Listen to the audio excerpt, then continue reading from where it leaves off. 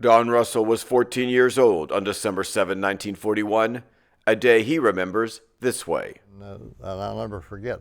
I was riding a Natural Bridge bus downtown, and we went around the corner of 12th and Washington and 12th Street. The paper boy was hollering, "Extra, extra, Japan just attacked Pearl Harbor." And that was my first impression. So 3 years later, at age 17, he enlisted in the U.S. Army Air Corps to join the fight for freedom. In this first-person flashback, he shares memories of his training and transport to the European theater. Also, we have a scrapbook on the table, and this is, it's a beautiful cover to the scrapbook. May I hold it up? Sure. All right, this is beautiful. It has some warships, and it has tanks, and it has an eagle on the front, and it's just absolutely beautiful. And this was a scrapbook that you had kept for the entire time, starting in the 1940s. Yeah, my mother started it while I was gone, and so she was the one that had fixed that, started it, and put the letters and things like that that I had written on home. Here's my original orders.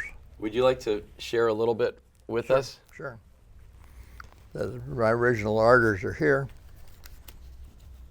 And those are your orders to join in July of 1944, is that right? Ordered to active duty. See, I enlisted when I was in high school.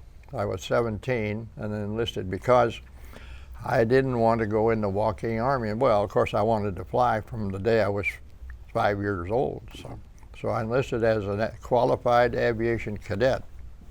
Well, there were so many people in doing it, and they got down to my eyesight, and it was something that they said, well, you're not going to go to cadets because you got a minor thing with your eyes.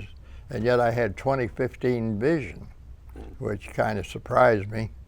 And but anyway, so then that day I said, well, I'm going to fly anyway, so I'll go on to gunnery school. So that's what we did.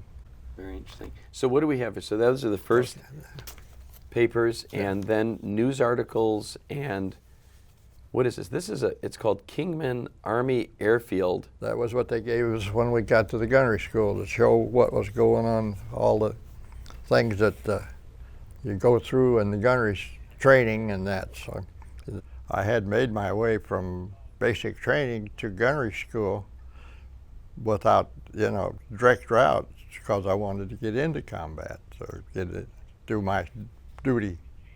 They ended up sending me through an advanced basic training, which was another 6 weeks, and so until there was openings at the gunnery school for us to go to. They have a fake parachute dropping thing, so you act like you actually bring it out of it.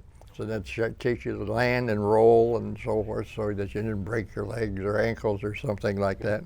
Was it difficult being away from your family? You were, 18 years old when you enlisted? I was 18. And was it difficult being away from them for so long? For me, it was not.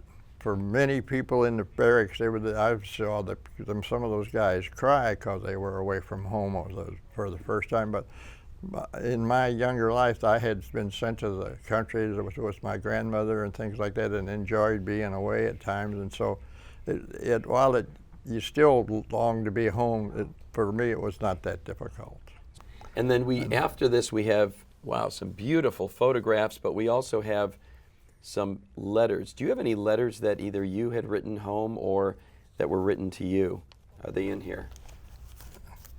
I think they might be. This is beautifully preserved also. Yes, I have letters. There they are. There we go. Are any of them, are the letters actually in the envelopes? Yes. Do you mind if we go ahead. randomly take one out? Right. Okay.